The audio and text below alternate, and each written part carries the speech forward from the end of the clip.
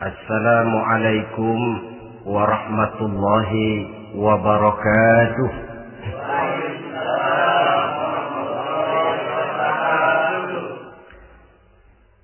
Alhamdulillahi rabbil alamin.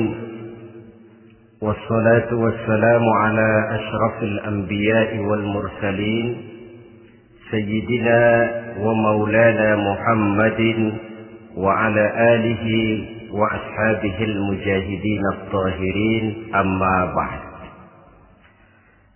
Saudara hadirin kaum muslimin rahimakumullah. Dalam kehidupan sehari-hari kita selalu berhadapan dengan dua hal yang berlawanan, dengan dua hal yang kontroversial kata orang sekarang, yang kita diharuskan memilih satu di antara kedua hal itu. Sejak kita bangun tidur sampai kita tidur lagi, selalu kita hadapi dua persoalan itu, yang benar dan yang salah, yang hak dan yang batil, yang pantas dan yang tercela, yang ma'ruf dan yang munkar. Persis seperti sebaik lagu yang lagi ngepop dan banyak dinyanyikan anak sekarang, madu di tangan kananmu katanya, racun di tangan kirimu. Tapi saya pikir-pikir, bagaimanapun kalau cuma sekedar madu di tangan kanan, racun di tangan kiri, adresnya jelas. Yang repot kalau kita sudah tidak tahu lagi mana yang madu, mana yang racun. Lebih celaka lagi di zaman sekarang, banyak racun mereknya madu. Kita terpedaya, kita terpesona, kita terpukau oleh racun yang bermerek madu ini. Kita minum dia, yang akibatnya rawan di dalam kehidupan kita. Sangat banyak racun-racun yang terpancang di sepanjang perjalanan hidup kita ini. Dan dua di antara racun kehidupan itu akan kita bicarakan pada pertemuan kali ini, yakni arak dan judi, minuman keras dan judi.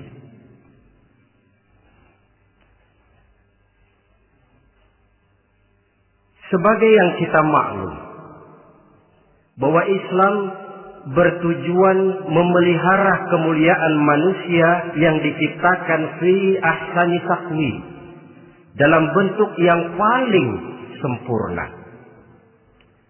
Arak atau minuman keras jelas merupakan hal yang merusak dari berbagai aspek kehidupan. Entah kesehatan tubuh, entah pertumbuhan akal, ketentraman rumah tangga, ketentraman masyarakat, bangsa dan negara. Cobalah sejenak kita adakan penyelidikan. Kalau masuk kita ke dalam penjara, melihat sel-sel di sana, berapa banyak yang mendekam di sel karena urusan minuman keras. Masuk kita ke rumah sakit, berapa banyak yang dirawat akibat minuman keras, akibat stres yang dialaminya. Berapa banyak rumah tangga berantakan, berapa banyak pembunuhan terjadi, pemerkosaan terjadi akibat daripada minuman keras ini. Yang paling ironi kalau dia sudah menyerang anak-anak muda kita. Padahal kita tahu remaja, pemuda adalah bentuk miniatur daripada kehidupan suatu bangsa. Akan bagaimana warna Indonesia 20, 30, 40 tahun yang akan datang, remaja dan pemuda kita jawabannya. Bahkan dari segi agama pun, akan bagaimana warna Islam di Indonesia 20, 30 tahun yang akan datang, remaja itu pula jawabannya. Karena itu, tidak terlalu berlebihan kalau saya berkata bahwa untuk menghancurkan Islam di Indonesia ini, tidak perlu menghancurkan pondok pesantren, tidak perlu menutup masjid, melarang pengajian, menyegel musola, tidak perlu. untuk menghancurkan Islam di Indonesia cukup dengan meracuni remaja, pemuda-pemudi Islam di Indonesia. Kalau mereka sudah diracuni, dijauhkan dari agamanya, masalahnya tinggal menunggu pergantian generasi. Maka yang jadi pilot proyek jelas remaja, pemuda, termasuk dengan menanamkan pengaruh minuman keras. Ditanamkan ke tengah remaja kita ini untuk jauh dari tuntunan agama. Hei pemuda-pemuda Islam, kalau kau mau jadi pemuda modern, jangan dekat-dekat ke masjid. Masjid khusus 60 tahun ke atas. Sepertinya di depan masjid itu ada papan pengumuman masjid khusus 60 tahun ke atas. Baca Quran kolot. Seiring dengan itu lalu modernisasi diartikan dengan westernisasi. Kau tidak akan bisa jadi pemuda modern sebelum semua yang datang dari barat kau telan mentah-mentah. Kau harus bisa bergaul seperti orang barat, berumah tangga macam orang barat, makan minum seperti orang barat. Kalau nyanyi lagu barat yang orang lain nggak ngerti, kamu juga nggak tahu.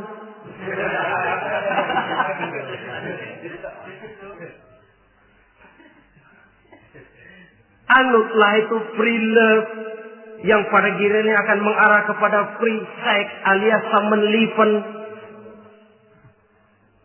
Isaplah itu ganja, morfin, narkotik. Jikalau sudah terlena kita dengan itu, maka kehancuran suatu bangsa sesungguhnya sudah dimulai. Penyakit minuman keras ini bukan cuma penyakit zaman ini. Masyarakat yang dihadapi oleh Rasulullah Sallallahu Alaihi Wasallam 14 abad yang lalu juga masyarakat yang kemaruk dengan minuman keras.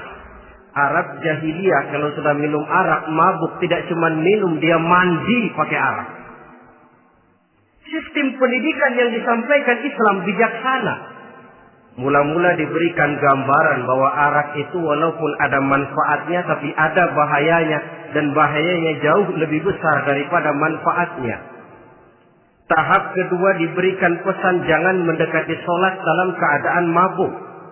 Padahal sholat 1 hari 1 malam 5 kali, artinya makin jauh saja dia dari arak itu. Pada saat kondisi iman sudah memungkinkan, barulah turun vonis bahwa arak itu najis, perbuatan setan, jauhi. Yang ironi yang saya katakan tadi, racun mereknya madu. Kadang-kadang kita dibuai dengan iklan yang tidak mendidik. Saya pernah lihat ada iklan misalnya, Anda ingin modern, majulah bersama minuman ini. Atau minuman ini lambang pergaulan dunia yang maju. Modern diukur dari minuman. Yang jadi korban akhirnya remaja dan pemuda-pemudi kita. Saya teringat satu analisa dari Rasulullah Sallallahu Alaihi Wasallam. Beliau bersabda, Inna min asyratis sa'ah. Sesungguhnya di antara tanda-tanda kiamat. Apa kiamat itu? Dalam arti yang umum, kiamat itu saat di mana alam ini hancur, bumi gempa, air laut tumpah ke darat, gunung meletus, planet-planet bertabrakan, lalu semua yang bernama hidup mati. Itu kiamat beneran. Saya nggak mau cerita kiamat beneran, sebab saya sendiri nggak kepengen ngalamin. Yang sering kita ngalami ini kiamat kecil-kecilan, kiamat mini. Apa kiamat mini itu? Hancurnya sendi-sendi kehidupan sosial. Maksiat merajalela, munkarat menjadi-jadi. Yang ma'ruf dianggap munkar, yang munkar malah menjadi ma'ruf. Yang salah disanjung-sanjung, yang benar dicaci maki. Tuntunan dianggap tontonan, tontonan malah jadi tuntunan. Kan kiamat kalau sudah begitu. Pencungkiran nilai. Kenapa hal semacam ini bisa terjadi? Penyebabnya kata Nabi, pertama ayyurfa'al ilmu. Ilmu diangkat oleh Allah. Bagaimana cara Allah mengangkat ilmu dan apa maksudnya itu? Allah mengangkat ilmu itu, saudara, caranya pertama dengan mewafatkan ulama. Makin banyak ulama wafat, makin banyak ilmu ditarik. Yang kedua, kurangnya minat orang untuk belajar agama. Kalau sudah klop macam itu, artinya agama sudah disudutkan ke pojok-pojok kehidupan. Agama cuma sekedar tinggal dekorasi. Agama cuma seminar, cuma kongres, cuma muktamar. Tapi bahwa agama merupakan realita dalam kehidupan, itu tidak pernah terwujud. Kalau ulama sudah tiada, minat orang belajar agama berkurang, maka ajaran Allah tidak lagi didengungkan orang. Dikala itu, wa yuzharul jahlu, akan muncullah kebodohan. Nampak kebodohan di mana-mana. Muncul permitted society, masyarakat yang merasa boleh hidup dengan kaidah serba boleh. Tidak ada halal, tidak ada haram. Tidak ada hak, tidak ada batil. Semuanya serba boleh. Kalau sudah begitu kondisi masyarakat, terjadilah apa yang dianalisa oleh Nabi. Dikala itu, wayaqsu zina. Zina dikerjakan berterang-terangan. Orang sudah tidak punya malu. Hidupnya sudah pakai prinsip punya kuping kebo. Punya muka tembok. Punya kulit badak. Kalau juga dikasih tahu, malu dong kau tinggal serumah belum nikah. Malu sama siapa? Masyarakat. Allah, masyarakat cuek aja.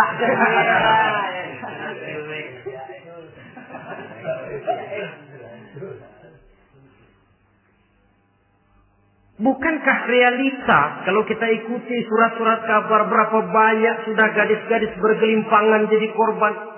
Berapa banyak bayi-bayi yang lahir ke alam ini tanpa harus tahu kemana dia mesti manggil bapak. Yang akhirnya mengalami keterakisan, dimasukkan ke dalam kantong plastik, dibuang ke tempat sampah. Kalau itu sudah terwujud, muncul efek negatif yang kedua. Wa yushrabal khamr. Arak, minuman keras jadi kebanggaan. Anak muda belum nyohor kalau belum bisa mabuk. Yang gak mabuk dianggap kolot.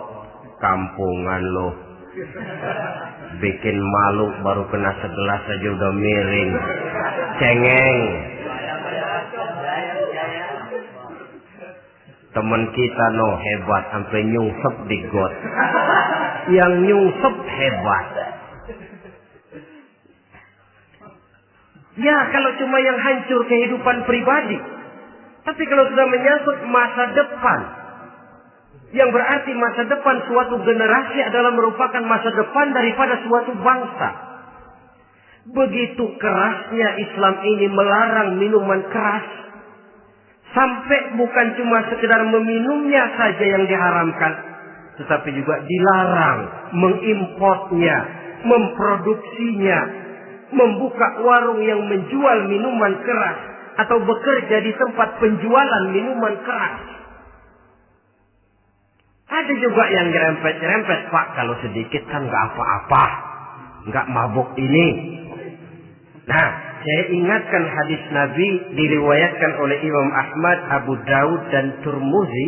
Nabi bersabda, "Ma askara katsiruhu faqaliluhu haramun." Apa yang banyaknya menyebabkan mabuk, sedikitnya pun tetap haram hukumnya. Memang barangkali mungkin ada manfaatnya, tetapi bahayanya jelas lebih besar ketimbang manfaat yang bisa timbul daripada jenis minuman keras itu sendiri. Dalam hadis lain Nabi pesankan, "Man kana yu'minu billahi wal yaumil akhir fala yaq'udu ala ma'idatin taduru 'alaiha al-khamru. Siapa yang beriman kepada Allah dan beriman kepada hari akhirat, jangan dia duduk di dalam satu pertemuan yang di dalam pertemuan itu diedarkan minuman keras. Masuk ke dalam lingkungan macam itu saja tidak diperkenankan. Kenapa? Asyariku fi syarri syarrun. Bersekutu dengan kejahatan, jahat juga hukumnya. Semalam kamu mabuk ya? Enggak, temen. Saya cuma ngebeliin aja kok. Apalagi ngebeliin.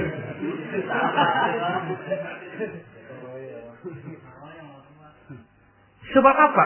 Dalam keadaan mabuk, orang tidak lagi bisa berpikir secara logik. Daya kontrol hilang, artinya perbuatan sudah tidak terkontrol lagi.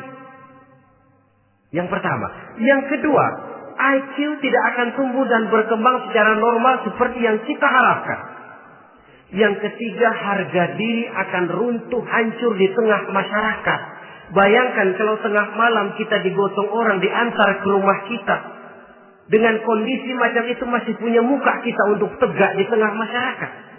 Masih punya harapan kita untuk tumbuh menjadi pemimpin. Sementara orang terkenang, ini kan yang kemarin malam gua gotong, dia lagi mabuk. Harga diri, kepribadian. Jangan lupa saudara, kita hidup di tengah masyarakat. Masyarakat itu punya hukum yang tidak tertulis, tapi lebih kuat dan lebih kejam daripada hukum tertulis. Orang bilang, sekali arang tercoreng di dahi, seumur hidup orang akan tetap ingat. Makanya Rasulullah dalam hadis memberikan tamsil untuk adik-adik remaja muslim ini, masalul mu'min kamasalin nahli. Perumpamaan orang yang beriman itu persis seperti tawon. Mentalitas orang mukmin persis tawon. Apa mentalitas tawon? Kalau kita ngaji bab tawon, kita renungi apa keistimewaan tawon. Saya lihat-lihat, ternyata tawon itu punya 4 keistimewaan. Pertama, tawon itu yang dihisap selalu saripati bunga. Bagus makanannya. Belum pernah tawon keliru makan. Saya belum pernah dengar kok ada tawon makan tahu.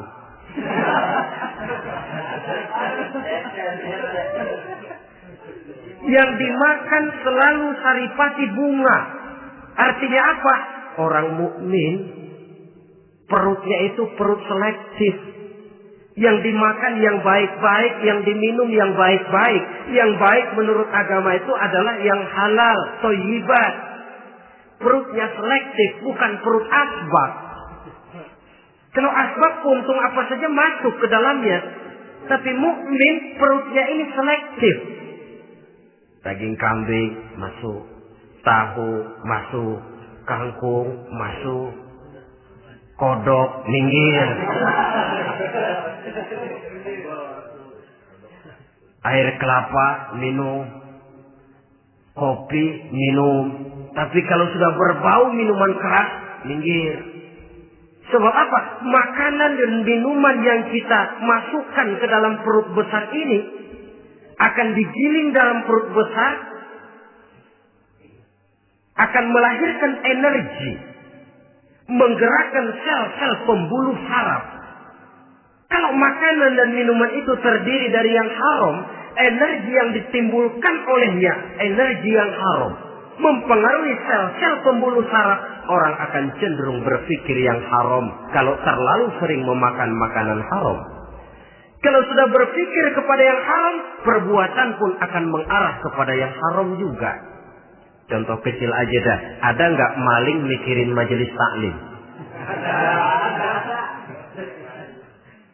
Karena yang dimakan lebih banyak yang haram, yang dipikir paling-paling nanti malam rumah siapa lagi nih ya? Sudah mengarah ke sana.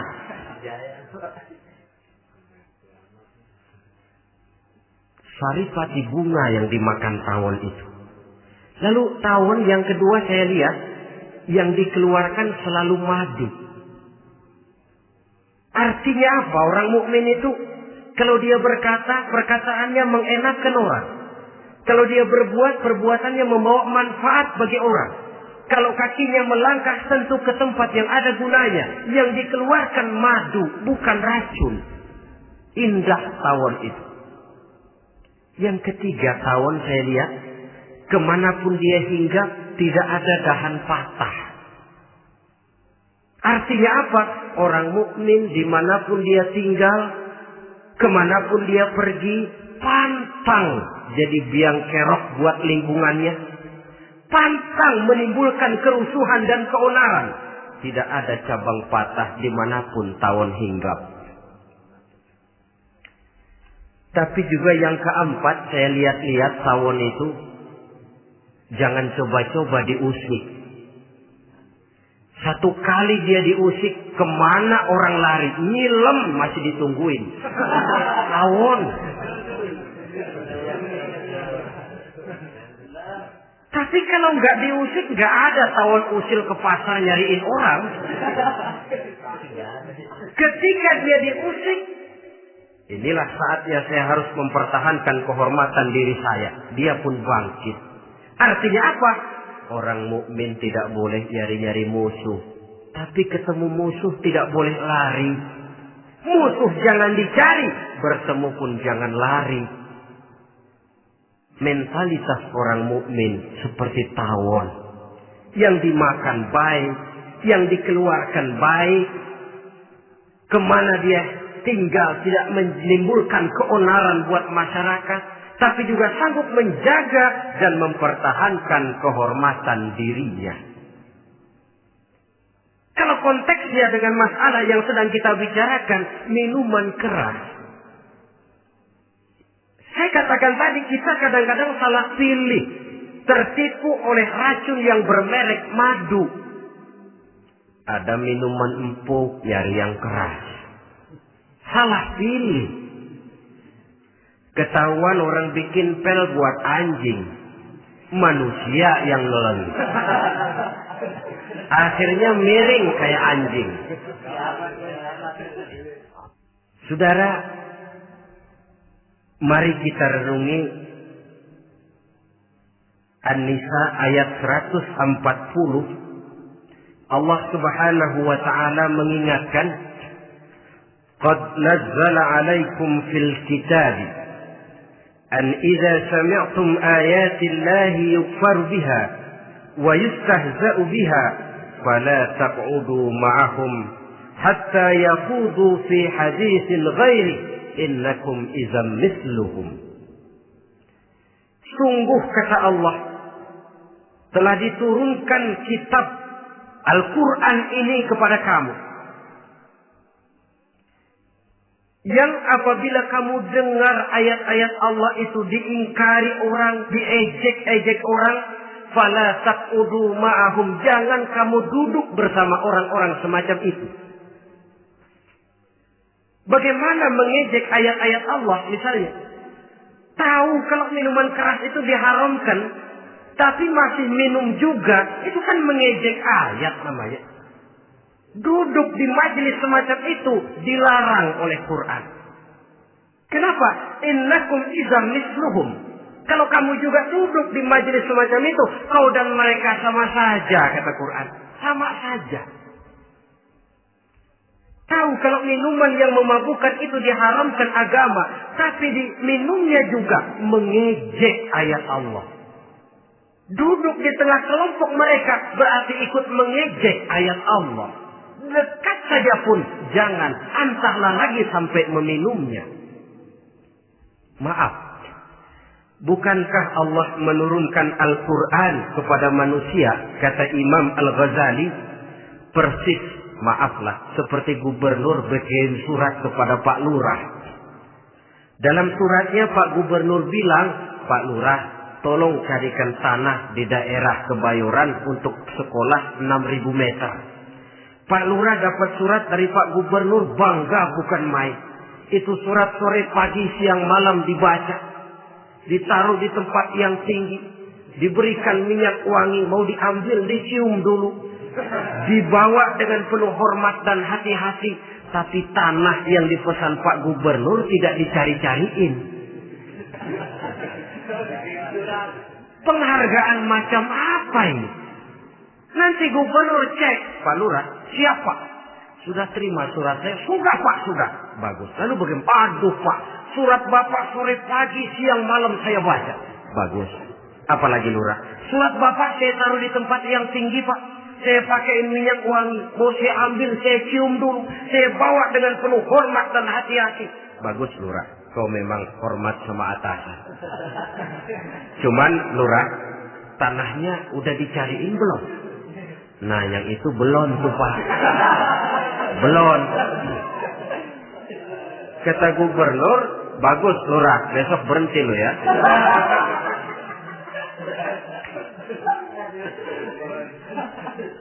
Membacanya memang penting. Al-muta'abbad bitilawatihi, beribadah dari sebab membacanya. Tapi setelah kita baca, kita tahu isinya.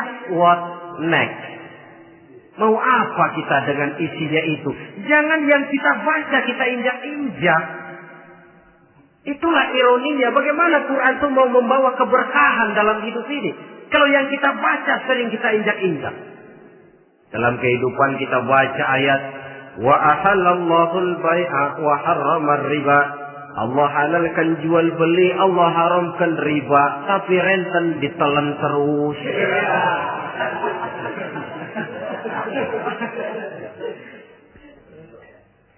Kita baca ayat wa'tasimu bihablillahi jami'an wa la tafarraqu. Berpegang teguhlah kamu kepada tali Allah, jangan bercerai-berai. Tapi sesama muslim pelotot-pelototan jalan terus. Janganlah yang sesama muslim kadang-kadang yang mengklaim dirinya sebagai pemimpin Islam kelihatannya juga sikut-sikutan jalan terus.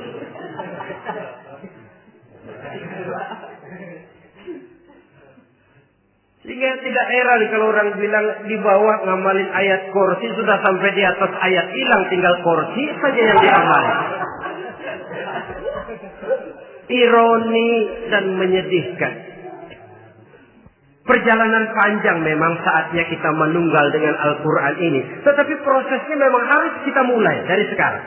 Perkara kapan proses ini selesai, itu bukan masalah kita. Tapi bahwa kita sudah memulai suatu proses, itulah yang diharapkan. Hadirin yang saya hormati, oleh karena kerasnya peringatan Islam terhadap minuman keras, pernah satu hari seorang lapor kepada Khalifah Umar bin Abdul Aziz bahwa ada sekelompok orang berkumpul meminum minuman keras. Kata Khalifah Umar bin Abdul Aziz, "Zerah mereka, hukum, cepat." Ya Khalifah, kenapa? Di tengah mereka ada juga orang yang Ramadan biasa puasa. Begitu, iya. Yang biasa puasa duluan hukum. Kenapa? Mengerti memang lebih besar resikonya daripada tidak mengerti. Kalau yang tidak mengerti dilatar belakangi oleh kebodohan, barangkali masih bisa ditolerir, masih bisa dimaklumi. Ini toh sudah tahu mau puasa, kenapa berkumpul di majelis yang ada minuman keras? Tapi memang kelompok ini kan memang selalu ada. Kita lihat dalam masyarakat itu kan ada 4 kelas. Pertama, ada orang yang tahu perintah dan tahu larangan. Ini the first class, kelompok terbaik. Perintah tahu dia kerjakan, larangan tahu dia jauhi. Ini orang terbaik. Yang kedua, ada orang tahu perintah tapi tidak tahu larangan. Perintah tahu, larangan tidak tahu. Sholat mau, puasa mau, zakat fitrah bayar, nyolong mau, mabuk ayo. Perintah tahu tapi larangan tidak tahu, akhirnya semua dikerjain. Barangkali yang rada bingung malaikat bagaimana nyatatnya ini. Kotor absen.